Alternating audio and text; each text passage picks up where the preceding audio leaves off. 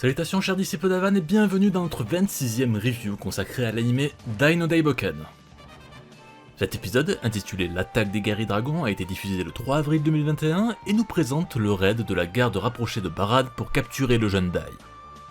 Il adapte de la moitié du chapitre 90 jusqu'à la fin du 94e chapitre. Cela correspond à la toute fin du 10e tome du manga.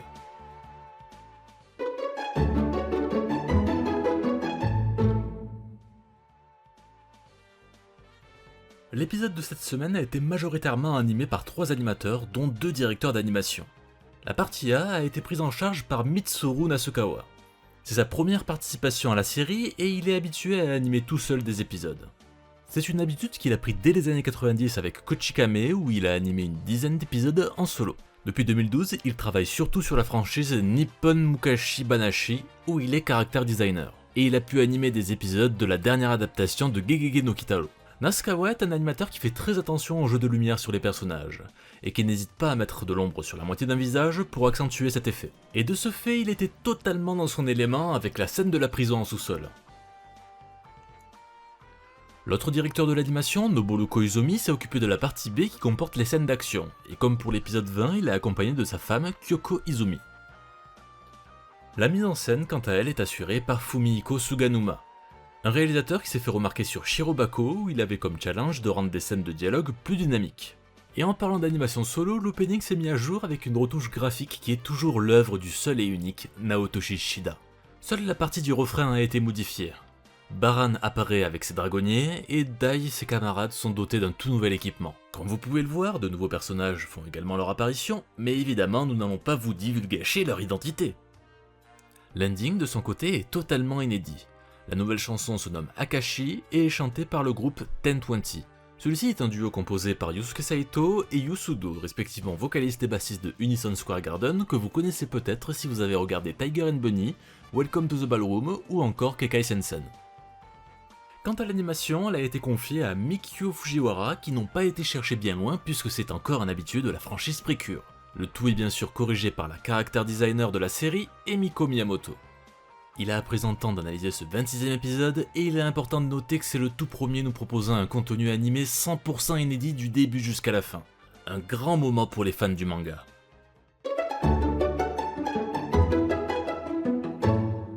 L'épisode débute tandis que nous retrouvons Baran et ses cavaliers dragons. La mise en scène a été légèrement modifiée, en particulier la luminosité due à la météo. A l'origine, les nuages disparaissaient une fois les guerriers convoqués.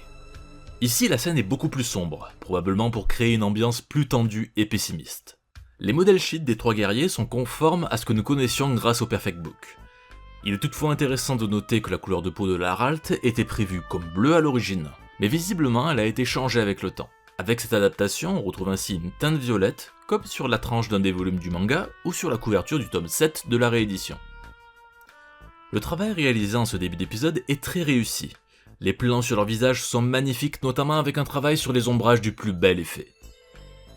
Laralt se démarque par ses commentaires posés et est présenté comme le leader naturel du groupe. Le design de son visage est toutefois assez éloigné de celui du manga, où l'on pouvait ressentir une sorte de fureur dormante. Ici, il semble bien plus calme. Ce changement nous rappelle d'ailleurs ce qui a été fait avec le personnage de Yunkel. Et notre rapprochement ne devrait pas étonner les amateurs du manga. A noter également que la romanisation de son nom a changé. Notre fameux Rafaruto s'écrit à présent officiellement Larart avec un R. Alors que dans le manga c'était Laralt avec un L. Le plan présentant Borahorn est plus large qu'à l'origine et nous présente ses défenses, ce qui renforce son côté bourrin du groupe. Et enfin, la présentation de Galdandi est vraiment très réussie et joue sur son regard pour l'introduire comme le sadique de la bande. Il demande d'ailleurs à Baran si le temps est venu d'incendier le monde entier en se marrant, ce qui en dit assez long sur le personnage. Baran annonce à son équipe que son fils Dino est toujours en vie. Nous avons le plaisir de pouvoir observer la réaction de ses fidèles, là où dans le manga on les présentait de dos lors de cette annonce. Il leur indique également qu'il a été blessé lors de sa confrontation contre les humains, et qu'il est venu se restaurer à la pointe d'Argo dans une fontaine miraculeuse. Le chevalier dragon est également là pour une autre raison mais il ne l'exprime pas à haute voix. Larart semble deviner que cela serait lié à son épouse et dans le manga, il faisait explicitement référence à sa tombe. D'ailleurs, son faciès semblait faire preuve d'empathie à ce moment-là. Malheureusement, l'anime ne nous laisse pas le temps d'apercevoir le moindre changement d'émotion. Baran met en garde ses guerriers de ne pas sous-estimer leur prochain adversaire et se met en route. Dans ce cru 2020, les 3 guerriers attendent patiemment que leur leader revienne. Mais ce n'était pas du tout comme ça dans le manga. En effet, l'intégralité d'une scène de plusieurs pages a été censurée, probablement pour ne pas choquer les petits enfants qui regardent la série. Même si ce passage n'était pas essentiel au récit, cela montrait la cruauté du chevaucheur des cieux et sa complicité avec son dragon rude. Ainsi, Galdandi, qui observait le royaume de Bergana au loin, chevaucha son dragon vers la ville la plus proche pour la transformer en un véritable brasier. C'était un véritable carnage et sa violence était purement gratuite. Lorsque tout s'arrêtait, il disait qu'il n'avait même pas eu le temps de s'amuser et revenait l'air de rien, comme si ces morts n'avaient strictement aucune importance. Une autre scène a également été supprimée dans laquelle Pop cherchait Matoriv dans sa grotte, mais il n'était malheureusement pas là. C'est dommage d'avoir retiré ce passage, cette nouvelle série animée nous avait pourtant habitués à tenter de créer une cohérence globale autour du récit. De retour dans notre nouvelle adaptation, Peggy 7.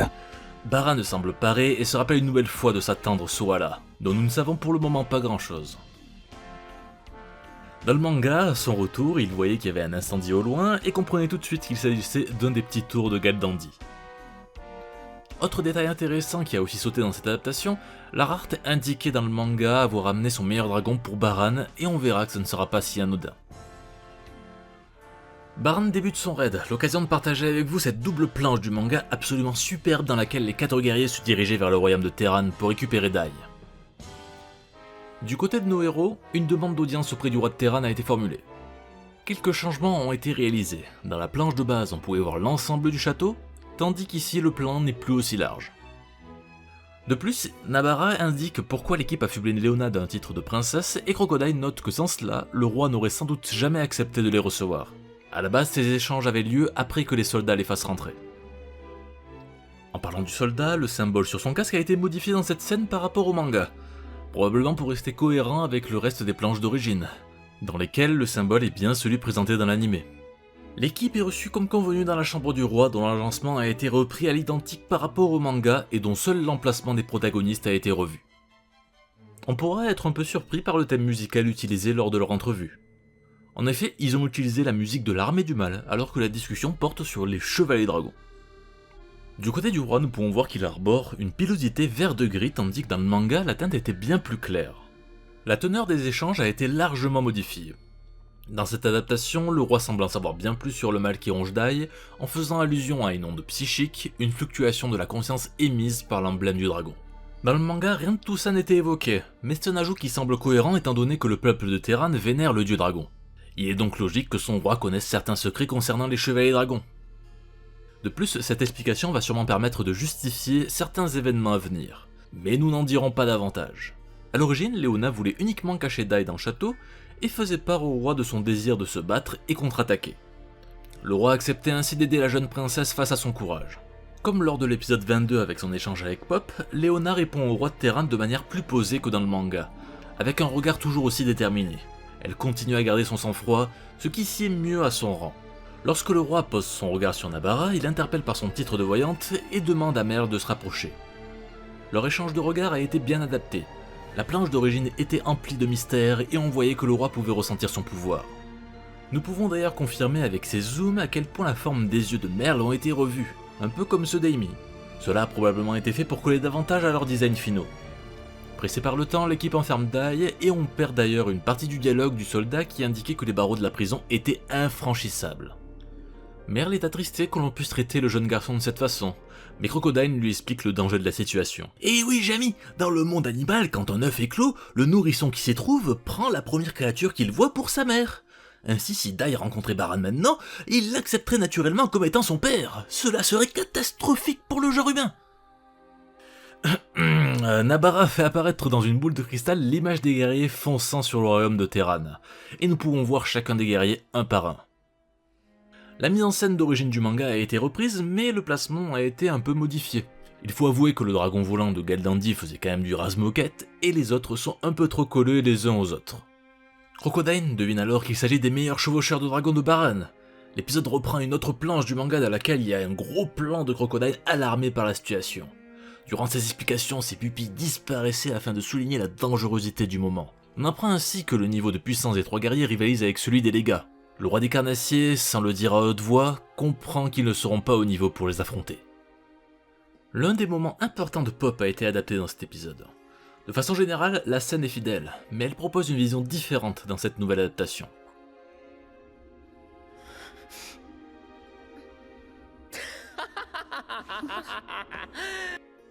Ici, Pop prend une grande inspiration avant d'éclater de rire et dit que tout est fichu. Dans le manga, on pouvait le voir jeter un œil sur Dai, serrer le poing, et une planche sur ses yeux nous montrait sa détermination. Pop tourne ainsi le dos à ses compagnons d'armes et leur fait part de son désir de quitter l'aventure. Crocodile ne peut pas en croire ses oreilles, ce n'est pas digne d'un disciple d'Avan. A l'origine, le jeune mage caressait la tête de Dai quand il disait qu'il ne s'en faisait pas pour lui et qu'il n'était pas humain, à l'image de ses adversaires. Dans ce cru 2020, notre petit héros amnésique s'était mis en PLS après avoir pleuré et quand la dispute éclate, il se bouche les oreilles comme un petit enfant effrayé lors de la dispute de ses parents. L'évolution de sa réaction fait vraiment naturelle et c'est intéressant à suivre. Par contre, la scène dans le manga permettait à Pop de donner un dernier geste affectueux envers son meilleur ami.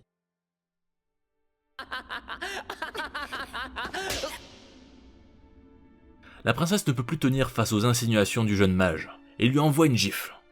La scène est assez fidèle aux planches d'origine. Ceci étant, Léona demande à Pop de partir avec du calme et de l'amertume, tandis que dans le manga, elle lui criait clairement dessus. Les sentiments de la jeune princesse ne sont donc pas présentés tout à fait de la même façon, mais c'est une bonne idée de cette nouvelle adaptation qui met en avant les tremblements nerveux de sa main. On se focalisait directement sur ses larmes.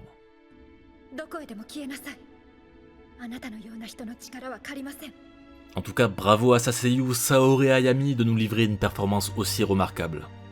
Dehors, Merle rattrape Pop pour lui faire part de sa déception. À ce moment dans le manga, il y avait un arrière-plan des planches incrustées faisant office de flashback. Il est dommage de ne pas avoir repris cet effet afin de rendre la scène plus poignante. Pop aura ainsi fait pleurer 2 femmes en quelques minutes, mais pour la bonne cause. En effet, il a décidé d'aller affronter seul Baran et ses terribles guerriers dragons. Il savait que s'il ne faisait pas semblant d'être un lâche, ses amis ne l'auraient jamais laissé partir seul. Dans le manga, une planche sans background avait été utilisée pour montrer que cette fois-ci c'était différent, afin de mettre en valeur le changement du personnage. Ceci dit, nous avons une très belle contrepartie avec un Pop qui s'envole vers les cieux, et c'est la grande classe, le tout accompagné par une belle musique. C'est un ajout inédit de cette adaptation, à l'origine Pop ne faisait que courir, et c'est une bonne idée de lui laisser l'occasion d'utiliser ses magies. Pop débarque devant l'équipe de Baran. Dans la planche d'origine, nous avions droit à 2 plans du magicien, un rapproché et un légèrement éloigné. C'était vraiment la classe.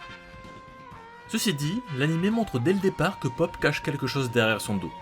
Ce qui est plus cohérent que dans le manga, dans lequel il y a certes des beaux plans, mais aussi des faux raccords qui sautaient aux yeux. Galdandi se demande ce que le magicien peut espérer et il a grand tort de le sous-estimer, puisqu'il balance un bétane par surprise. L'effet du sort est toujours aussi bien représenté. Pop est interrompu par Rude, le dragon de Galdandi. L'attaque du jeune mage a toutefois permis de vaincre tous les dragons, que Boahorn va qualifier de médiocre comme dans l'œuvre d'origine. Mais c'est de la mauvaise foi, car si on se réfère également au manga, Larart avait bien mis à disposition de Baran son meilleur dragon. Cela montre à quel point les progrès de Pop sont incroyables depuis le début de l'aventure. L'anime nous offre d'ailleurs un plan large de l'effet de l'attaque qu'il n'y avait pas dans les planches d'origine. Baran fait confiance à ses hommes de main et quitte le combat avec Lula. Et malgré sa tentative, Pop ne peut pas le poursuivre étant attrapé par le terrible Boahorn. Les plans de cet adversaire sont vraiment réussis avec un jeu d'ombre maîtrisé. Toutefois, lorsque Pop utilise Merazoma, on ne voit pas très bien l'effet de la contre-attaque de glace, ce qui était bien réussi dans le manga. Mais la scène reste diablement efficace avec des gros plans sur le visage de Boahorn qui nous font comprendre que le pauvre Pop va passer un sale quart d'heure. Il est ainsi balancé plusieurs fois contre les parois. La scène est d'ailleurs bien plus impressionnante que dans l'œuvre d'origine. On sent une incroyable violence dans l'impact des coups et c'est une grande réussite de l'épisode. Larart souhaite arrêter ce massacre et demande à son camarade d'empaler Pop sur sa lance. Mais c'était sans compter sur la cruauté de Galdandi qui l'attrape avec son dragon pour jouer un peu avec. Pop est ainsi broyé par Rude et demande à ce qu'on l'achève. Mais ceci était une ruse pour tuer le dragon avec un Begirama à bout portant. Chez Galdandi, chez. Comme nous nous y attendions, la planche d'origine a été modifiée. Il faut dire que c'était l'une des plus marquantes de tout le manga par son côté gore. Le crâne de Rude était ainsi transpercé par le sort de Pop et il était énuclé au passage. Bon après, vu la cible de l'anime, c'est logique d'avoir censuré cette scène. Galdandi pleure son compagnon d'armes et la mise en scène a également été revue. A la base, dans le manga, il était complètement de dos, et Pop ne pouvait pas voir son visage lorsqu'il se lamentait. C'est lorsque le jeune mage lui signalait qu'il avait tué un nombre considérable d'humains que Galdandy se retournait et affichait un visage en larmes plein de colère. Ici, Galdandy est face à Pop tout du long, avec de beaux plans qui mettent un coup de pression dès le départ. La scène est plutôt bien foutue, mais comme beaucoup d'autres, cela va très vite et on enchaîne rapidement sur le reste. Galdandy utilise des plumes pour extirper la magie de Pop. L'effet graphique est assez bien fait. On a vraiment la sensation que les MP partent petit à petit. Pop ne peut plus invoquer de sorts assez puissants pour être dangereux. Ni Bethane ni Merazoma ne peuvent être utilisés à présent. Il essaie bien de se défendre en utilisant Merami, mais ça n'est pas suffisant et Galdandy utilise des plumes pour réduire ses points de vie. Il lui assène alors de nombreux coups et on peut bien ressentir la force du terrible guerrier dragon. L'anime va même jusqu'à nous montrer du sang, incroyable, un vrai déluge de violence. Il décide alors d'en finir avec Pop en le décapitant, mais reçoit de plein fouet une attaque surprise. La planche d'origine est vraiment bien retranscrite, même si un ralenti aurait été le bienvenu pour davantage apprécier les effets sanglants de l'attaque. Le porteur du coup n'est d'autre que Yunkel qui débarque comme un beau gosse dans la bataille et retire les plumes du corps de Pop avec plusieurs coups d'épée. L'épisode s'arrête tandis que Pop rage sur le fait que ce soit le guerrier immortel qui soit venu lui porter secours. Yunkel sera-t-il assez puissant pour affronter les 3 guerriers dragons? Réponse au prochain épisode. Bloody Skleido! Ah pardon, Burodi Sukuredo, évidemment. Oui.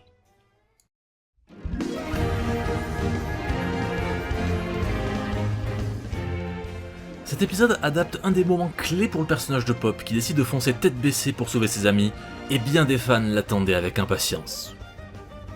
Alors il y a eu plusieurs scènes qui ont été censurées par rapport au manga. Ainsi, l'attaque purement gratuite de Galdandy sur le royaume de Bergana a purement et simplement été supprimée, ce qui évidemment ne plaira pas à un bon nombre d'entre nous. Ce passage de plusieurs pages nous permettait de montrer à quel point cet adversaire était aussi redoutable que sadique, mais également il nous montrait la complicité qu'il pouvait avoir avec son dragon rude. D'ailleurs l'attaque de Pop contre ce dernier est également censurée, mais là c'est vraiment logique, au moins ils n'ont pas censuré sa mort. Mais pour autant, l'épisode reste très plaisant à regarder.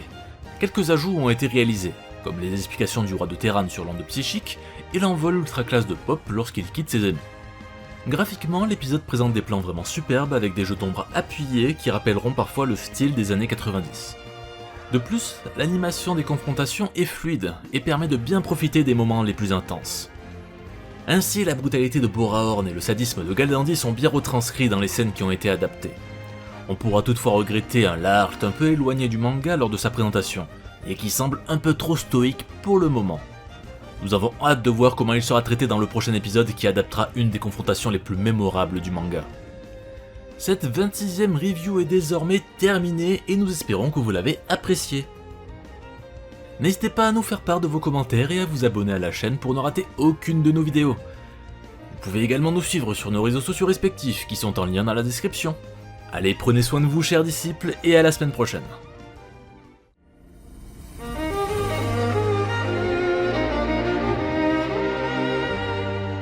Ah mais je connais cette musique! C'est le pouvoir des disciples! Oui!